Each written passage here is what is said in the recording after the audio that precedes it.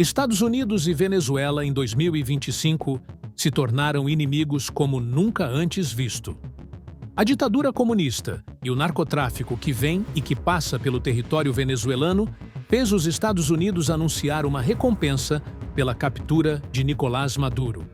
O valor, que hoje chega a 50 milhões de dólares, supera inclusive o prêmio oferecido por Osama Bin Laden.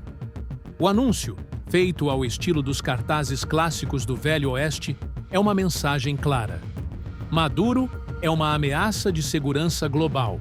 Os Estados Unidos apontam Maduro como líder do chamado Cartel de Los Soles, uma organização que teria envolvimento direto no tráfico de cocaína para solo norte-americano.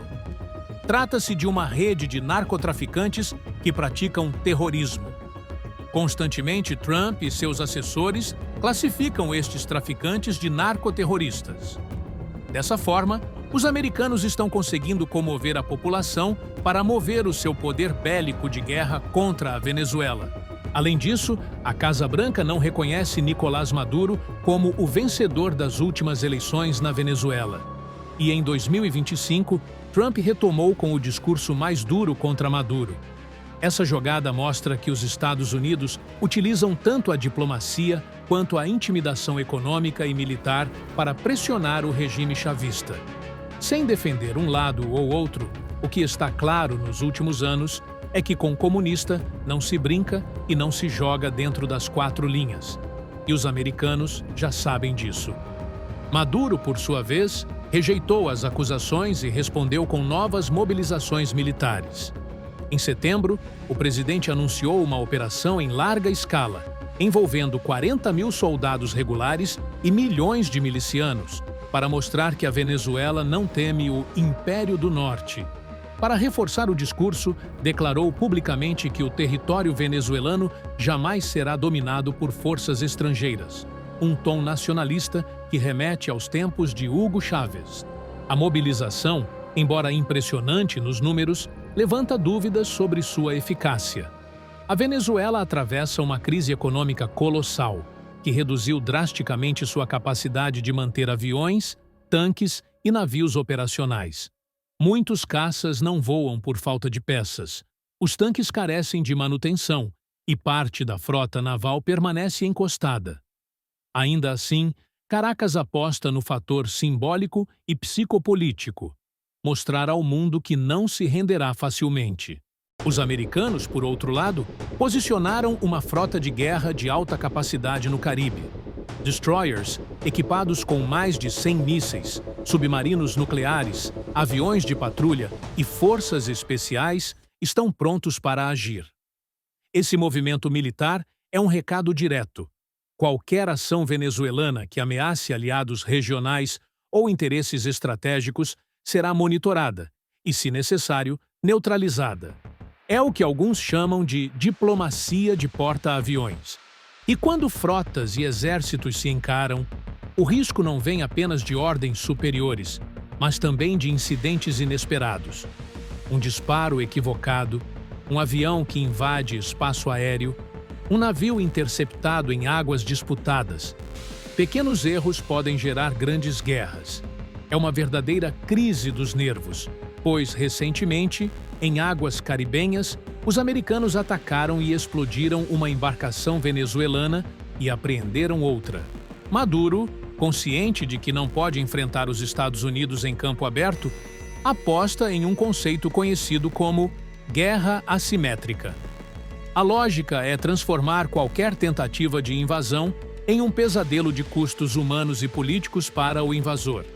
Para isso, mobilizou 4,5 milhões de milicianos civis, pessoas comuns, instruídas a agir como guerrilheiros em caso de ocupação, replicando táticas usadas no Vietnã, Afeganistão e Iraque.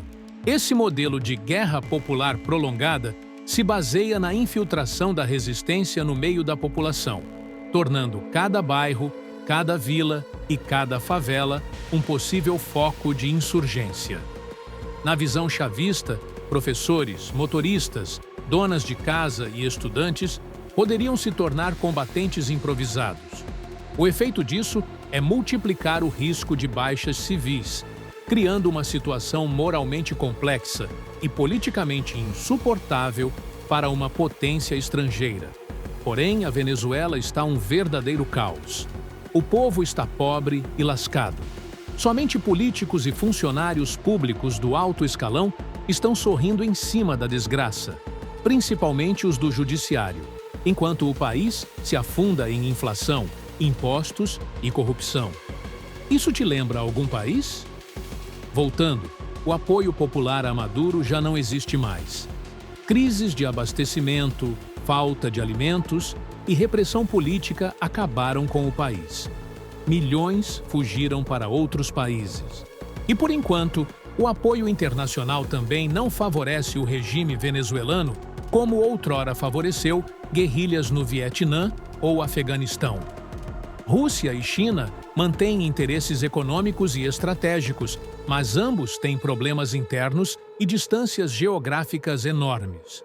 Cuba e Irã podem oferecer conselheiros e equipamentos pontuais, porém em escala limitada. Em contrapartida, os Estados Unidos contam com a OTAN, aliados regionais e um aparato logístico incomparável. Outro ponto delicado é a geografia. Apesar da selva amazônica favorecer emboscadas, a Venezuela possui grandes centros urbanos que poderiam se tornar palco de combates devastadores. Caracas, Valência e Maracaibo são cidades modernas, com largas avenidas onde tanques e drones americanos teriam superioridade total. Diferente do Afeganistão montanhoso, as oportunidades para resistência prolongada seriam limitadas com muitas baixas de civis. Enquanto os Estados Unidos gastam quase US$ 1 trilhão por ano em defesa, a Venezuela consegue apenas alguns bilhões, o que não é pouco, mas, diante do poder bélico americano, ainda é muito fraco para uma batalha duradoura. Os americanos contam com 2.000 caças modernos. Caracas tenta manter menos de 80 em operação, muitos parados. A Marinha norte-americana possui quase 500 navios, incluindo 11 porta-aviões nucleares, contra pouco mais de 30 embarcações venezuelanas, muitas inativas. Maduro sabe que não vence essa guerra no fronte, mas ele quer dificultar ao máximo qualquer ofensiva, prolongando o conflito e assim comover o mundo quando o povo civil venezuelano começar a morrer em meio à guerra. Também, cada baixa americana geraria repercussões internas em Washington, aumentando a pressão política contra uma guerra sem saída. Foi exatamente assim que superpotências abandonaram o Vietnã, o Iraque e, mais recentemente, o Afeganistão. É uma guerra da paciência, não das armas. E não se esqueça, não existe bonzinho nessa história. O tio Sam sempre teve de olho no petróleo da Venezuela. Existe sim outros interesses, além de acabar com o narcotráfico. A Venezuela possui as maiores reservas comprovadas de petróleo do mundo. Para Casa Branca, um regime comunista narcotraficante, controlando essa riqueza, representa mais do que um incômodo político. É uma ameaça estratégica, pois a Venezuela tem como aliados a Rússia, Irã e China. É o controle global em jogo. Diante desse tabuleiro, diferentes cenários se apresentam. O mais provável é o prolongamento da tensão, mantendo a presença militar americana no Caribe e retórica agressiva de Maduro, mas sem confronto direto. Outro caminho é saber se haverá o bloqueio naval por completo, o que vai sufocar as exportações de petróleo venezuelano. Esse bloqueio, que se aproxima, seria considerado ato de guerra pelo direito internacional, aumentando o risco de envolvimento de Rússia e China. Não se pode esquecer dos mercenários que supostamente já estariam em território venezuelano e proximidades. O Comando Militar americano também analisa avançar para os controles de pontos estratégicos, bloqueios de rotas de fugas para enfraquecer Maduro, sem precisar ocupar o país, o que reduz mortes, mas pode gerar grandes gastos econômicos. A dúvida seria se esse bombardeio seletivo realmente seria suficiente para remover Maduro do poder ou se apenas fortaleceria sua narrativa anti-imperialista. Também há um risco de uma invasão em larga escala, até que Maduro fosse preso ou abatido. Nesse caso, veríamos cidades inteiras transformadas em campos de batalha, guerrilhas prolongadas e consequências humanitárias devastadoras. O fluxo migratório poderia dobrar rapidamente, afetando o Brasil, Colômbia e toda a região. Além disso, a intervenção dividiria a opinião pública internacional, ressuscitando críticas à política externa americana e possivelmente criando novas alianças anti-Washington. Independentemente de qual caminho se desenhe, é inegável que a Venezuela se tornou novamente o epicentro de um tabuleiro geopolítico de grandes potências. Para uns, o endurecimento dos Estados Unidos é uma estratégia para pressionar Maduro a negociar eleições mais transparentes. Para outros, é o prenúncio de um confronto aberto que pode incendiar a América Latina. O mundo observa, ansioso e apreensivo, enquanto Caracas e Washington jogam uma perigosa partida de xadrez. Em setembro de 2025, o ministro da Defesa da Venezuela anunciou que iniciou exercícios militares na ilha caribenha, em resposta ao envio de navios de guerra dos Estados Unidos para a região. O exército venezuelano mobilizou seu navio de desembarque da classe Capana para enviar um destacamento de fuzileiros navais e equipamentos militares para a ilha La Orquilla, na costa da Venezuela. Maduro também ordenou o treinamento militar e armado para a população civil.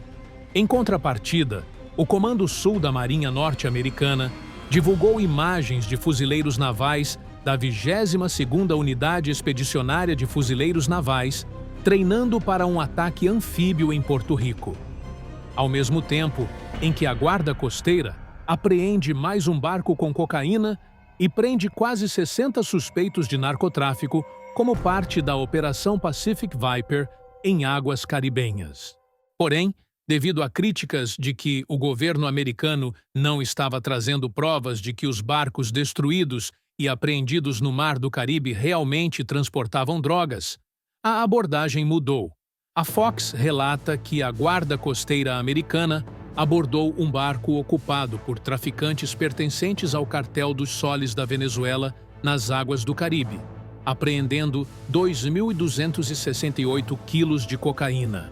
E enquanto Maduro exibia um telefone Huawei de Xi Jinping, dizendo que seria o melhor celular do mundo e que nem os aviões espiões, nem os satélites avançados seriam capazes de interceptá-lo. Logo em seguida, um drone americano RQ-4 Global Hawk foi visto decolando de Porto Rico em direção ao sul do Caribe, próximo à costa da Venezuela. Seu objetivo é inteligência, vigilância e reconhecimento.